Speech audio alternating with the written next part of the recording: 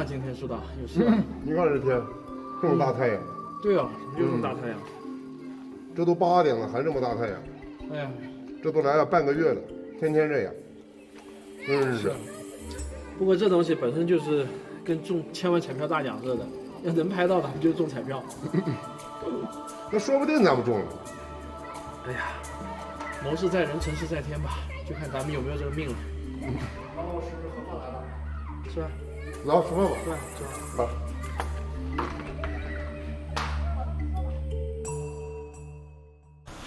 这是我们这次寻觅自然的剧组带大家认识认识几位大导，这是我们的李导。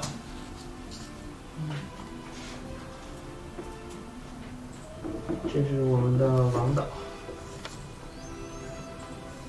这是大家熟悉的王老师。王老师在看啥呢？这个要看吗？你要研究研究，一起研究研究。这是我们的苏导。不要跑了，那个我不上相。王老师，那个问一下啊，我刚看这个书啊，球上挺好看的。那个里面他提到什么混原子啊那些，我们这次拍的这个球状闪电，它跟它到底有没有那么神秘啊？红原子什么的呢？这肯定是刘慈欣的虚构了。你要记住一点啊，小说呢叫做虚构类文学，所有的虚构类文学呢都是虚构的嘛，都是假的。不过虽然这个小说写的夸张啊，但是球状闪电呢，确实是当今物理学界几大悬而未决的谜题之一吧，这个是千真万确的。那你就是知道现在有没有人拍到那些视频？我不是搜过吗？我也看过好多那些。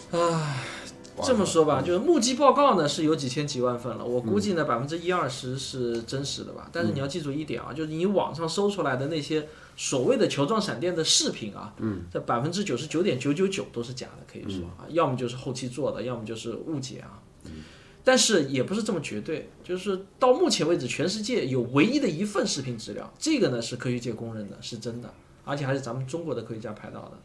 这次我们去青海嘛，不是我们剧组拉到青海，就是我就想有没有可能，我们也在那个地方再拍到一次球状闪电，这个是跟中彩票一样，但是梦想总是要有的嘛，万一实现了呢，对吧？那王老师，再有没有就是说，就更通俗易懂的资料我们参考？这个刚好，昨天晚上我找到一个小片儿，我觉得还。可能是到目前为止我觉得做的最好的一个小片儿，要不我们现在就一起看一下吧。看李现有没有空？李现，一起看一下。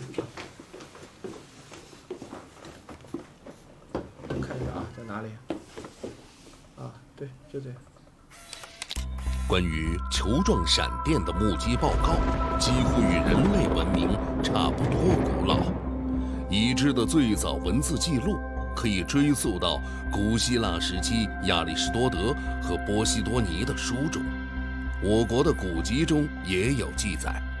其中最出名的文字记录是出自明朝万历内阁首辅张居正，在《张文忠公全集文集第11杂著》当中有这样的记录：天微雨，忽有流火如球，其色绿。后有小火点随之，从雨中冉冉腾过雨宅，坠于厨房水缸之中，其光如月，厨中人惊视之，虽不见。这段描写极为生动，短短50多个字，对所见事物的形态、颜色、光强、运动方式都有准确的描述。按照今天的观点，张居正当时目击到的很可能就是一个球状闪电。关于球状闪电的正式目击报告已经有近万份，其中有一些目击报告来自物理学家，例如1954年，瑞士联邦工学院的物理学家多姆克斯·塔尔在一场雷暴中观察到了这样的现象：风雨中，一个闪电击中了地面，距闪电击中点大约5米处的一小片灌木中，突然出现了一个快速旋转的环，就像一个花环。几秒后，环的颜色变得越来越红，由橙色变为了黄色，最终呈现白色，所经之处有高压放电现象。又过了数秒，这个环演化成了一个球形。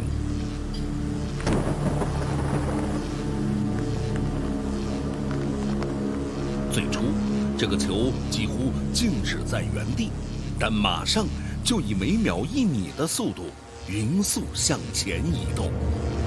尽管狂风大作，暴雨倾盆，但它很稳定，移动的高度也没有变过。大约持续了10秒后，它突然无声地消失了。这份目击报告发表在第9届国际球状闪电研究会论文集。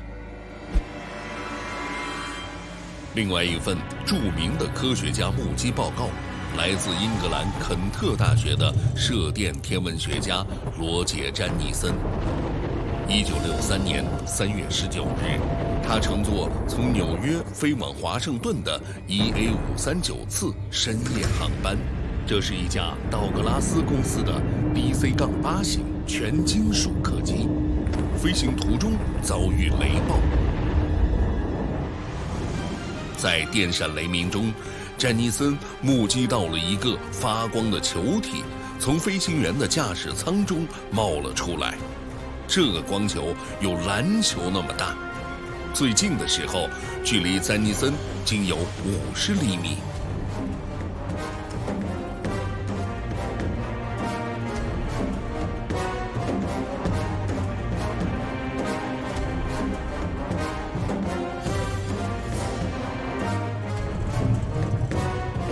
目击报告以通讯论文的形式发表在了1969年11月的《自然》杂志上。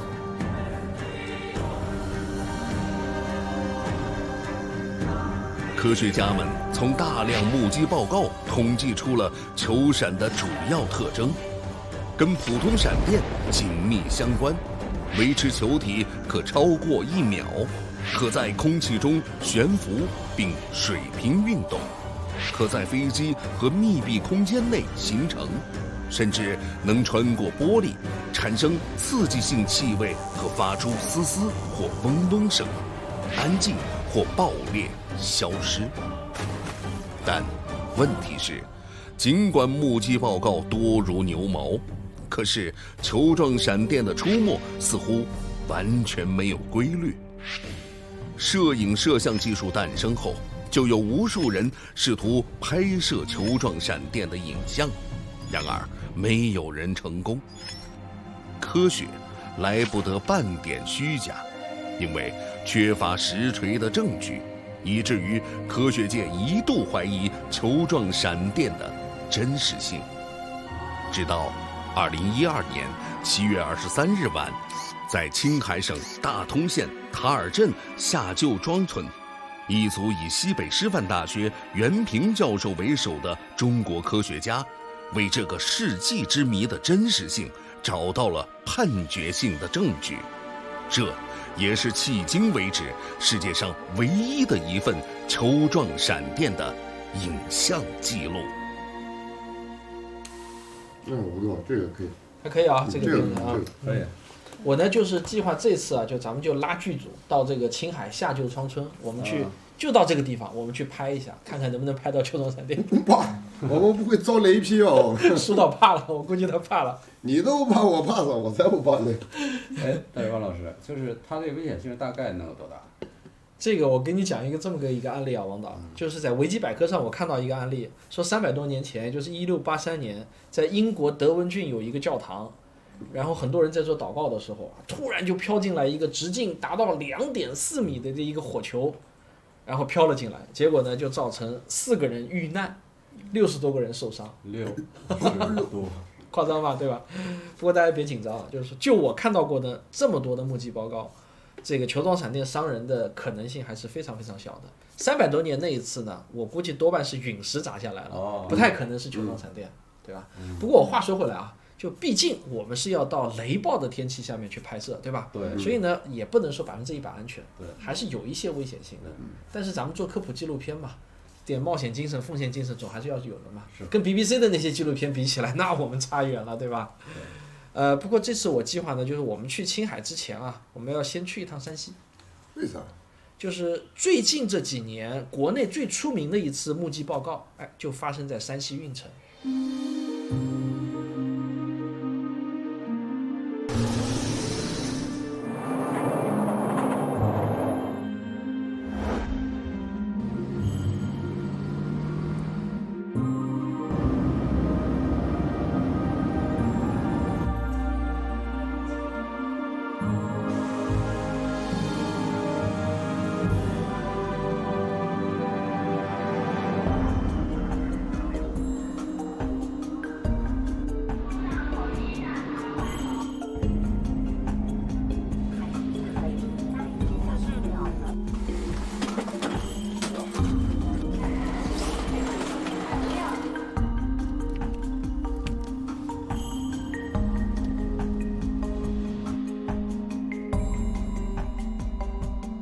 经过一番奔波，我们现在呢来到了山西省新绛县的水利局。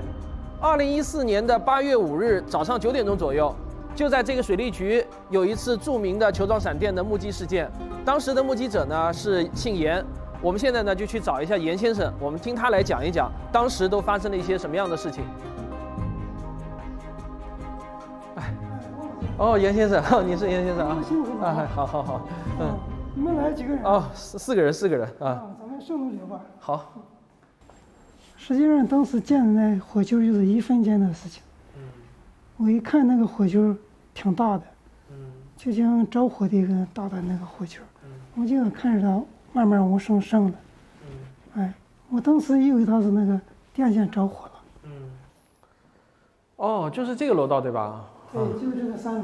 好，那当时的天色怎么样？现在天色比这要暗。那外面呢？外面有雨吗？外面当时下着大雨。那你给我详细讲一下当时发生的情况，好吧？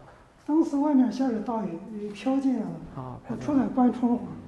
就这扇楼。就是这个。哦，这扇窗户啊。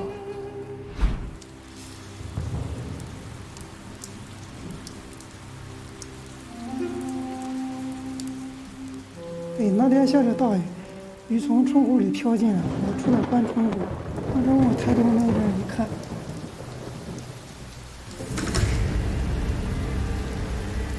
发现楼道口那个有一个很大的火球，直径大概有半米多。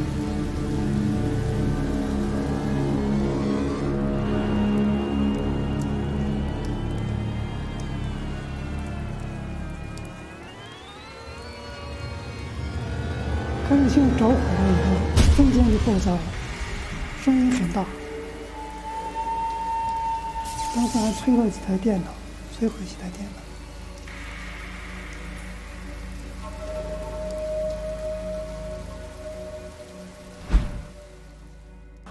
有这么大一个范围。就这样，范围这么大。对，它的那个，你能不能再描述一下它是怎么样的？当时那个见那个火球大概就在这个位置去。之后然后慢慢的就往上升，就和那火着了一下。往上升。就往上上，这个感觉。然后那个烧黑的那个印记，你描述一下颜色和那个大小。烧黑印记好像就这一片吧。这一片。这一片。是焰性火者的那。这个管子当时也在吗？这些 PVC 管当时这些管子一直都有的吗？可能是后来加的。后来加的。这个也不清楚了。当时。反正我的印象就是。我们这个房间以前是个电台，电台它不用那个铁塔，现在都已经拆了，然后它顺着这边有根线，顺着这边有根线，铁丝，这个是固定的，还是从地线往那传进去，这应该是个地线传进去。当时也有人怀疑说的是，如果是有电流进来，顺着这个进来，很有可能是通过这个进来。对，没进。但是是不是也？对，这个都是一种可能性。这根电线是通到外面的，对吧？对。这根以前是通往上面的。这根是通往上的。后来拿上面的。现在是铁塔取了之后。这是不是咱们天线？是。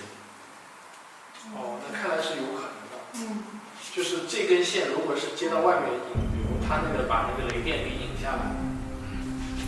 这个地方有一根铁线，原先是引到外面，输到天上，然后现在在这里。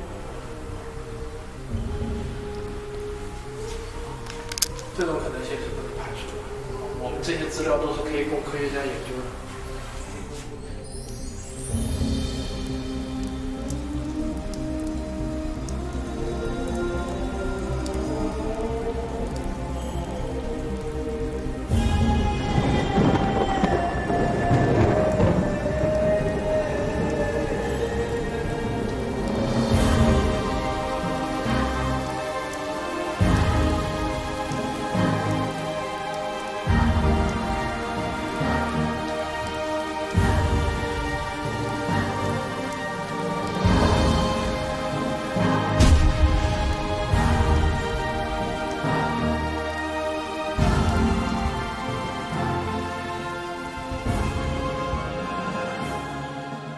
刚才啊，我们利用影视后期技术为大家还原了一下6年前发生的事情。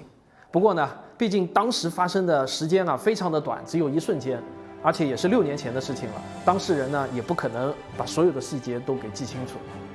那么这个世界上到底有没有真实的球状闪电的影像记录呢？是有的。全世界唯一的一份真实的球状闪电的影像记录啊，就藏在西北师范大学袁平教授的电脑中。哎，我们一起去探个究竟。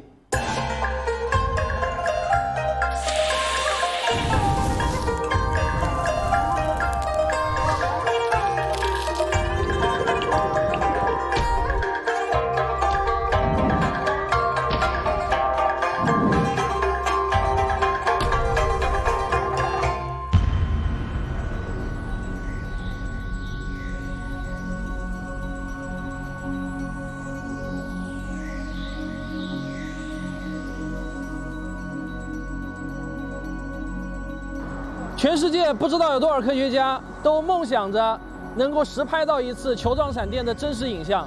其中最出名的一位科学家呢，是瑞士的卡尔伯格，他有个外号啊，叫雷电研究之父。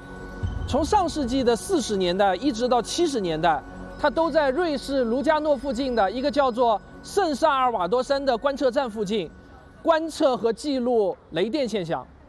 他这一生啊，共观测了几十万次闪电现象。但是呢，很遗憾的是啊，他一次都没有看到球状闪电，所以啊，他都开始怀疑这个球状闪电到底是不是真的。在他晚年的时候，他甚至公开声称啊，所有的球状闪电目击事件那都是子虚乌有的，都是虚构的，没有什么真正的球状闪电。很遗憾啊，老爷子没有等到球状闪电在袁教授的高速摄影机下现形的这一天。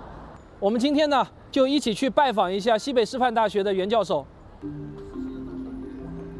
不好意思，我今天我应该昨天下午就让他们娃娃们帮你们接一下。先到您办公室去把东西放下吧。袁平教授，西北师范大学物理与电子工程学院教授，博士生导师，研究方向是应用光谱分析和雷电物理。袁教授在我国开创了基于光谱观测的闪电放电过程物理特性研究。他在国内外核心期刊发表学术论文90余篇，主持和参加了多项国家自然科学基金项目。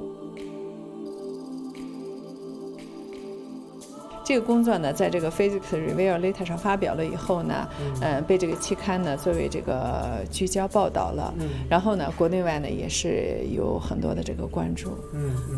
是14年发表的，我记得。是的，14年发表的，12年拍到的。拍是拍12年拍到的。是的，然后呢，在14年的时候呢，也被这个美国物理学会呢，作为这个物理学8大进展之一报道的。是吧？那很了不起啊。那袁教授，就是说我估计你们当时拍到这个是很幸运的一个过程了，对吧？是的。那就是当时整个情况能不能给我详细的介绍一下？没问题，就是如果是你们有时间的话，我都可以带你们到这个现场去呢，到现场看一下。哇，那太好了，那太好了。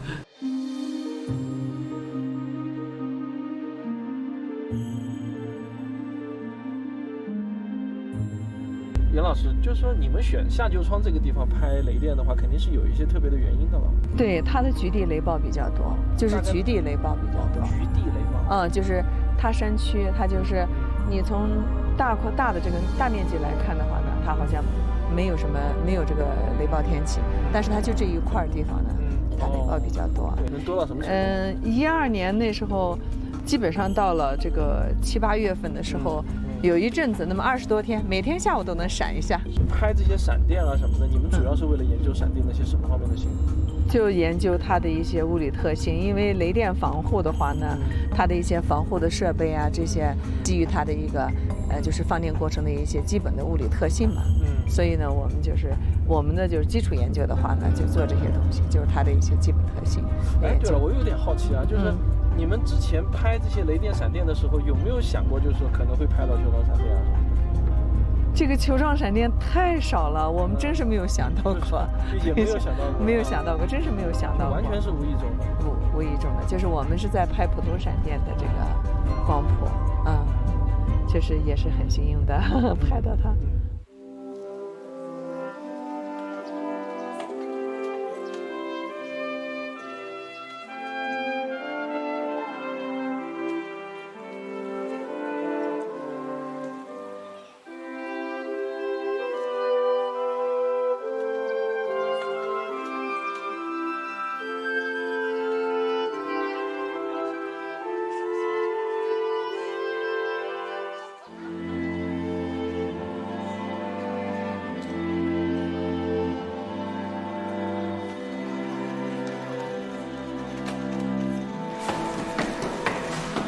我们就在这教室里，我们就是把桌子并到一起。12年的整个夏天2个月时间，我们和研究生呢都是住在这个村子里面。整整2个月。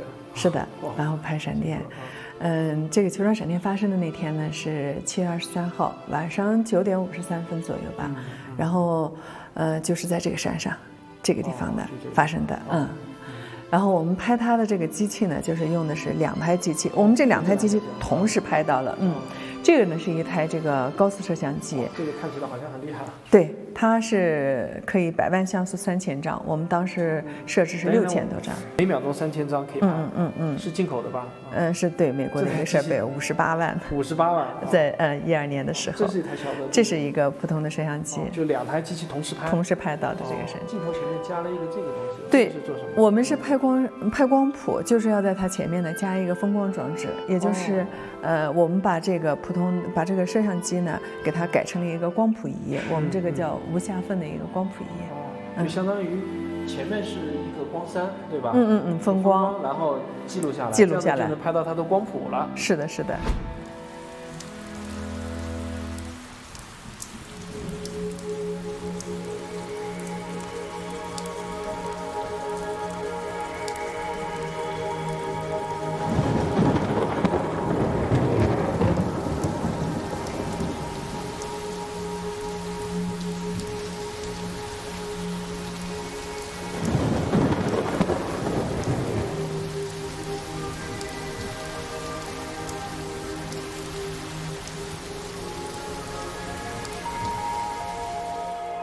我们这个球状闪电，我们拍到了它2000多张照片。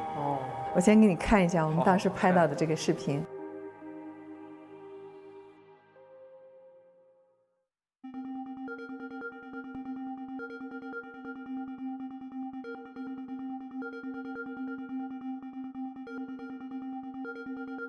我们再放慢10倍看一下，根据拍摄距离可以推算出这个球状闪电的发光范围的直径大约为10米，这是一个硕大无比的大火球。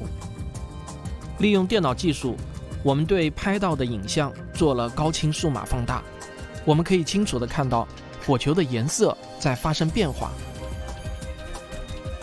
而且火球还在移动，推算的移动速度大约为8.6米每秒。看得还是蛮清楚的。这个小 DV 呢，它拍到的是整个全过程，也就是前面呢就是引发它的这个云地闪电，然后呢才有这个球状闪电，把整个全过程都拍到了。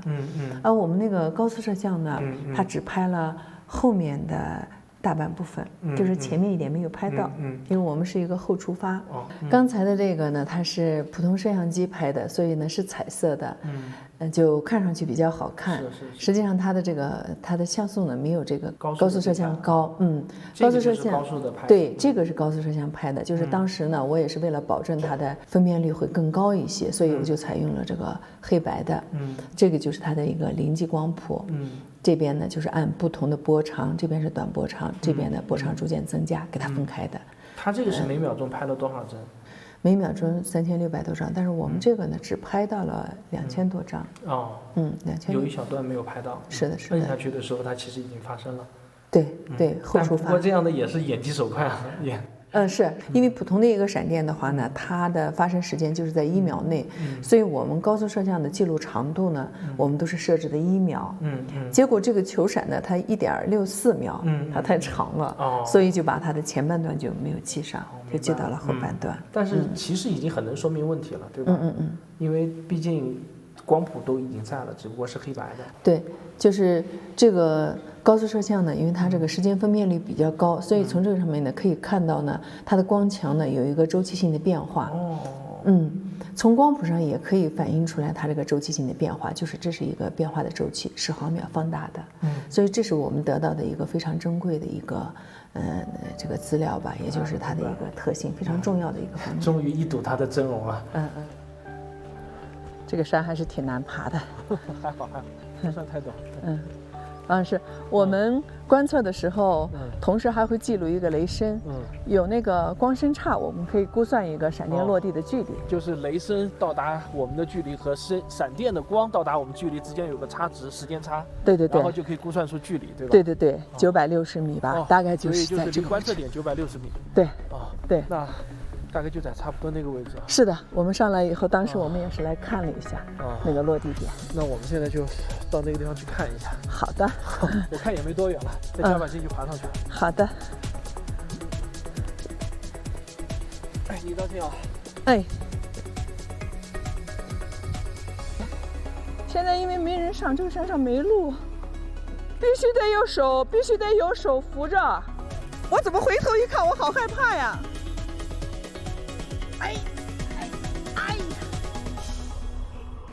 那个金属它行不行啊？王老师，你看，那个就是下旧庄村，我们当时的那个观测点，到这儿的这个距离就是900多米，不到1公里。我们上来呢，当时也看了一下这个闪电的落地点，大概就在这个附近。当时我们看到的就是有一个坑，然后呢，有那个干草被烧焦的痕迹。还有干草被烧焦的痕迹。对，就这种往年的这种干草呢，被烧糊的那种痕迹。就我们脚底下这个位置。对，就在这个附近，然后呢，在这个光谱里面呢，也看到了有土壤的主要成分就是硅的这个谱线。我的理解就是这个就相当于就证明了那次球状闪电确实是在地面上生成的，对吧？是，否则的话是不会有硅元素的谱线的。是。那您觉得咱们拍到了这次球状闪电的光谱啊，对于整个国际上对于球状闪电的研究有一些什么样重要的价值和意义？它主要就是在2个方面吧，就是球状闪电的研究，人们一方面呢就是关心的它到底是怎么产生的。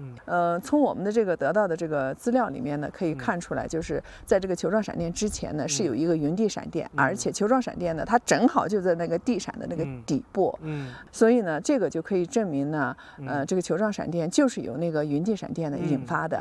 那么另外一个方面呢，就是球闪的研究中呢，人们关心的一个问题就是它的能量的来源。是什么支持它那么长时间的发光？高速摄像拍到的这个光谱里边呢，发现呢，就是在光强呢有一个周期性变化的这个时候呢，它的光谱结构呢也是有一个震荡，就是周期性的变化。那么硅和这个空气成分，由于它们激发能量不一样，所以那个谱线强度的周期性变化规律也不一样。所以这个肯定跟它的这个能量的来源是有关系的。这个是之前我们从来没有观察到过的一个现象，对吧？就是国际上也是，从来没有观测到过它的光谱，所以我感觉它的意义和价值还是非常重大的。是的。我们也希望能够再次拍到就好了。送走了袁教授之后，我们决定留下来，在当地继续拍摄。尽管我们都知道球状闪电可遇不可求，但梦想总是要有的嘛，万一实现了呢？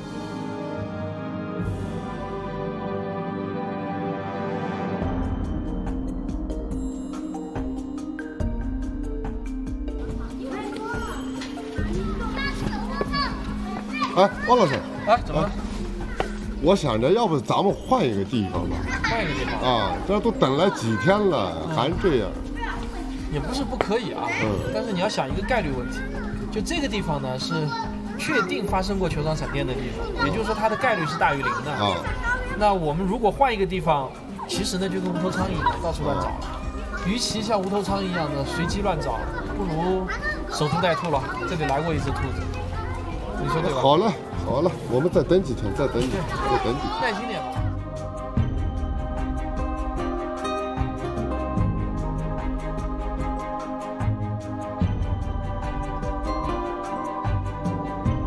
能拍到的就中彩票，那说不定咱们中了。哎呀，谋事在人，成事在天吧，就看咱们有没有这个命了。王老师何方来的？是吧？走，吃饭吧。是吧？是吧？来。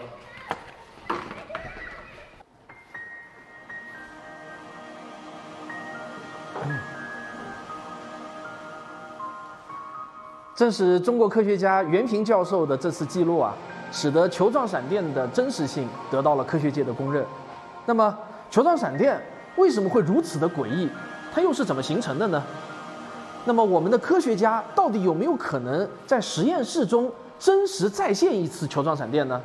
这些问题啊，咱们留到下集再说。先吃饭。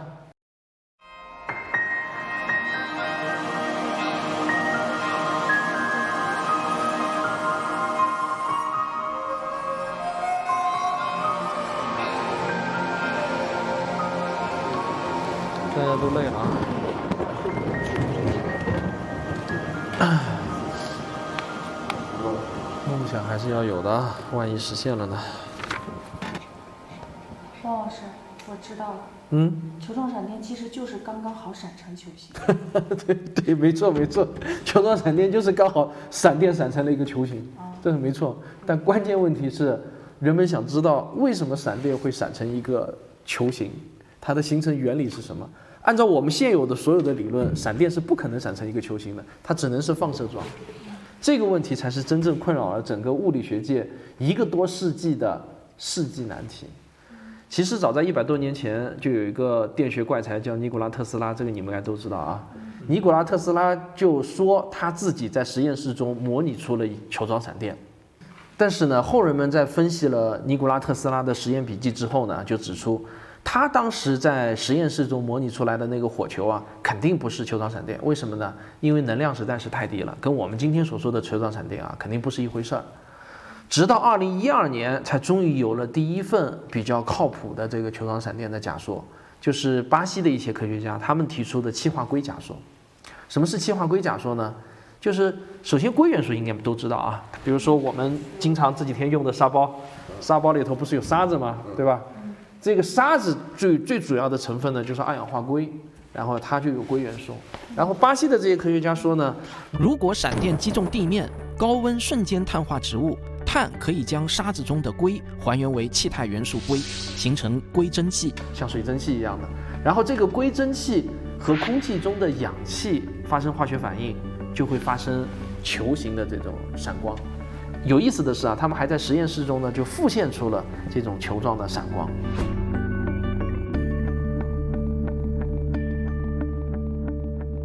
而且袁教授拍到的球状闪电的那个光谱中呢，就有硅元素的光谱。这个呢，其实也是给气化硅假说提供的一个比较有力的证据。这个到了2013年啊，又出来一种新的假说，就是美国科罗拉多州空军学院的一些科学家呢，他们就做了一个实验。他们把2个电极浸没在一种特殊的电解质溶液中，然后呢，让它产生高功率的火花，非常高功率的火花。结果呢，就生成了一些白色的等离子体，而这些白色的等离子体呢，它们会形成一个球状，而且是发光的，非常像是传说中的球状闪电。这个成果呢，还发表在了著名的一本科学期刊，叫《物理化学》上。那它到底是不是呢？是不是球状闪电？说实话呢，这个问题我回答不了，但是我知道有一个中国科学家可能能回答这个问题。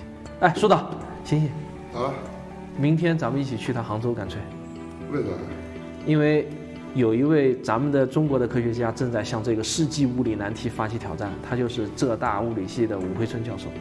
那我们一起去拜访。你去吧。不，我和苏导去，你要留在这里蹲守，还要坚持。我和苏导出去溜一趟弯。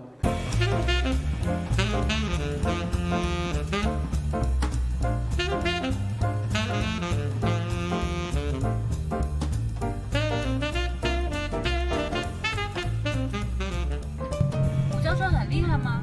对，武教授蛮厉害的。2016年的6月份，在一本著名的就是科学期刊叫《Scientific Reports》上，他发了一篇论文，就提出了一种叫相对论微波枪理论来解释这个球状闪电。是可以打微波的枪吗？不是那个枪，是空枪的枪。也不怪你们，这个我第一次看到他这篇论文的时候呢，也是一头雾水。说实话呢，我也不太懂什么叫相对论微波枪。不过我们今天呢是有机会就是亲自听武教授给我们讲解一下，这个还是蛮值得期待的。好，我们现在呢就到了浙江大学的校门口，我们一起去拜访一下武惠春教授。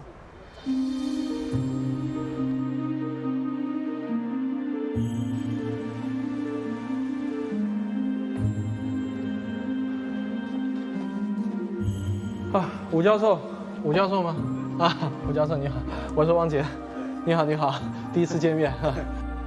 武惠春教授，浙江大学聚变中心和浙江大学物理系教授，博士生导师，研究方向是相对论光学和闪电物理。他曾发表过50多篇学术论文，主持过多项科研项目。武教授提出了球状闪电的微波空泡理论，并解决了其推论的实证问题。我有点好奇啊，就是你当初选专业的时候选的应该是跟激光有关的这个专业理论，对吧？对。然后后来一次偶然的机会看到了球状闪电。对，主要是这个2014年底啊，我就是查看这个最新的物理进展吧，在这个 Physics Revelator 在这上面我看到的袁老师他们发表的这个文章，题目就是 Ball Lightning 这个是我在我们等离子这个分支里边，我是差不多第一次看到这个名词啊，然后我就把它下载下来看浏览了一遍浏览了一遍我就发现我就有一个想法啊，我就说可能我们可以解释这个球状闪电的这个特征。那个时候我就其实脑子里边我有这个微波空泡的一个构思，从那个时候开始的。对，而且当时袁平教授他们也是科学界第一份公认的这个拍到的实际的这个球状闪电的光谱。那么这个是被这个闪电物理权威这个是就是这本最后这本书的这个作者所承认的。我在维基上就看到，之前好像有巴西的科学家提出过一个气化硅的假说，然后还有2013年呢，还有美国的科学家他们号称自己在实验室中就再现了球状闪电。对，就是我不知道您对这些是怎么看的？我觉得个别理论是非常有意思，而且也很有启发性这个我们得承认啊，但是多数理论呢，我觉得是有很严重不足的。那么这个也是这本书很明确的提出来的。比如说呢？比如说哪些不足？就是它的不足就体现了这个怎么从这个闪电形成这个火球啊？那它的形成过程，往往这些理论并没有给出啊。那么另外一个呢，就是这些理论并没有这个针对这些球状闪电特征一一给出解释，或者它也许是这种回避啊，就没有完全解释那些球状闪电该有的特征。对，是的。还有一个，刚才你好像还提到，就是没有办法把它个过程用理论就是它的形成过程就是形成过程，自然闪电变成球状闪电。也就是说，一个你认为一个好的理论，它不但要解释结果，还要解释它是怎么形成的一个过程，是吧？因为球状闪电假如是真实存在的话，那么它一定也是有一个实际的物理过程的一个发生过程，你需要给出一个解释。那能不能简单的给我介绍一下，就是您的理论？我们认为，当这个闪电头部打击地面，就在打击地面之前，产生了一团这个高能量的这个电子团，那么当这团电子团的大小是跟球状闪电大小差不多，而且它的这个数目也界定一定数目的时候，那么这一团电子打击地面就可以产生很强的这种微波辐射，这是我们提出的一个假设。那么当这么强的这个微波辐射产生之后，然后我们可以利用我们的这个比较精确的这个等离子领域里边的一个粒子模拟程序，我们可以模拟它跟空气等离子相互作用，而且我们就发现它确实可以演化成一个球形的这么个结构。那么这个球形结构是大概是什么样子呢？它外围是一层这个等离子空腔，那么里边是一个比较稳定约束的一个微波的一个驻波的一个结构，所以它是不动的，而且它质量是几乎为零。就是您刚才说到的那个微波，跟我们微波炉里的微波是不是差不多的？差不多，然后频率很接近，唯一区别就是这个功率它的好多个就更强一点啊。物质除了固态、液态、气态这3种常见的形态外，还有第4种形态，就是等离子态。等离子体是由阳离子、阴离子以及中性粒子等多种不同性质的粒子所组成的电中性物质。实际上，在我们的生活中，等离子体很常见，比如说火焰中就有大量的等离子体，还有霓虹灯发亮的灯管中也充满了等离子体，还有绚丽的极光也是一种等离子体现象。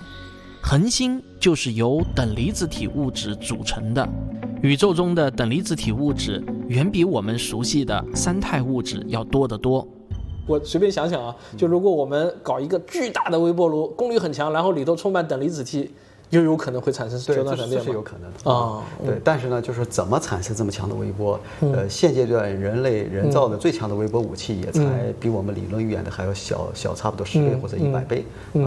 这个微波空腔啊，到底是一个什么样的一个概念？就是我很难想象出来，一个微波怎么形成一个空腔？在微波强到一定程度的时候，我们知道电磁波是有辐射压的。那么呢，它呢？当这个电磁波打到等离子里边的时候，那么它就好比是我们拿拳头打到一个沙堆里边，像一个拳头打到沙堆里边，那么沙子就会很快包围我们的，包住我们的拳头。对，那么这个等离子呢，就是一个很稀薄的一个流体。那么这个电磁波呢，它有辐射压进去之后，那么就会把它包住。我在看这个球状闪电的资料的时候，就发现球状闪电有一些特别神奇的特征啊，比如说它能够穿过玻璃。就您的这个理论能解释这种特征吗？我们的理论原则上是可以解释的。首先我需要指出的一点是关于这个球状闪电穿过玻璃，而且玻璃还不破，球状闪电也不破。这个现象呢，其实在球状闪电业内是大概是一半人相信，一半人不相信，就是并没有得到公认。对，微波本身是电磁波，电磁波当然可以穿过玻璃，是吧？那么按照您的理论的话，球状闪电的它的能量大概会有多大？球状闪电能量大概是在几百焦耳这个是与一些那不是很大，几百焦耳的话不是很大，它不会造成很大的伤害。对。然后我看那个刘慈欣在《球状闪电》小说里头，他会瞬间把人给弄成灰，这种是小说的演绎，对吧？对，这种我觉得可能性比较小。我们想要拿到的最关键的证据是什么呢？我们后续希望在这个云的上方来直接探测这个闪电产生的微波。要在云的上方去探测。那用什么东西能在云的上？飞机吗？就是带的那个高空气球。高空气球携带微波探测器。从上方看闪电和我们从下方看闪电其实是不一样的，对吧？下方也可以探测，但是这种探测概率比较小，这是因为我们理论的预示的这种辐射是准直的朝着天空探测，是向上的。所以这就是为什么首先卫星观测到这个信号，而不是在地面上观测到。明白了。而地面观测到非常少，所以你也看到，这也是一个跟实验数据相吻合的一个特征，是吧？对。那么我们有没有可能啊，就是说在实验室里头我们去复现这个过程呢？对，这也就是我们下半年要做的事情我们正在正打算做。对，我们正在做。我们这个装置已经调试好了，但是在最后我们在一个大型的这个场地里边把装置安装好，最后调试通过。什么样的一个装置？这个装置是一个它的这个输出电压可以接近5个兆伏，5个兆伏特的一个电压。那么这个是非常接近这个闪电头部的电压的。那么而且它的电压的上升也跟自然闪电是非常一模一样，相当于是一个闪电发生器。对。然后我们可以，因为我们的理论的基础假设就是闪电头部产生了一团高能电子。虽然这已经有一些实验的观测数据，但是这个实验观测数据都是离的这个闪电头部是几百米开外所观测到的。那么我们在实验室里边，我们就可以在这个闪电头部临近的区域直接观测这个是否产生这些高能电子。对，就是要凑得很近去观察一个闪电了。这样的话，就希望这是我们理论的基础，希望我们得到一些实验的支持。对。那这个实验很快就会进行吗？对，就是在接下来1-2个月，这个装置就应该会弄好。对，那到时候我们再去采访拍摄一下，给我们的观众也饱饱眼福，应该会很震撼。对。那行，吴老师您留步吧。好，那好，咱们后会有期，将来肯定有机会。还等着拍续集。好，那再见啊！留步。好。离开杭州，我们再次回到青海，继续守候闪电。尽管摄制组尽了最大的努力，但最终我们也没能拍到球状闪电的影像。可以说，球状闪电依然对人类保持着神秘，它依然是物理学中悬而未决的世纪谜题之一。大自然中还有许多类似球状闪电这样的神秘现象，但不论面对什么样的自然之谜，我们应当秉承的态度是：先找到这种现象存在的证据，然后再提出解释现象的假说，最后再用实验去验证假说。这就是最基本的科学精神。科学精神的核心就是求真这2个字。有很多人都热衷于各种各样的超自然现象，他们动不动呢就希望科学给出这个解释，给那个解释。但是大家请不要忘记了，在要求科学给出解释之前，我们必须要找到这种现象存在的证据才行。而且非同寻常的主张就需要非同寻常的证据。越是令人感到神奇的现象，我们就越是要找到那些过硬的证据才行。这是因为呢，人们不但很容易被自己的感觉和记忆所欺骗，人们还非常喜欢八卦，喜欢把各种各样的传说故事都当成是真事儿来传播。我们应当秉持的信念是，这个宇宙中没有什么是超自然的，一切确实存在的现象最终都是自然现象，符合确定的自然规律。好，讲到这里，咱们寻觅自然第1季的节目就全部结束了。我期待与您在第2季再相会。大自然的神奇依然会远超你的想象。